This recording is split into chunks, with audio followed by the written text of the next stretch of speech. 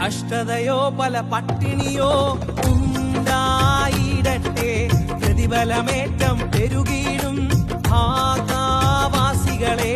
കഷ്ടതയോ പല പട്ടിണിയോ ഉണ്ടായിടട്ടെ, പ്രതിഫലമേറ്റം പെരുകിയിടും ഭാഗവാസികളെ.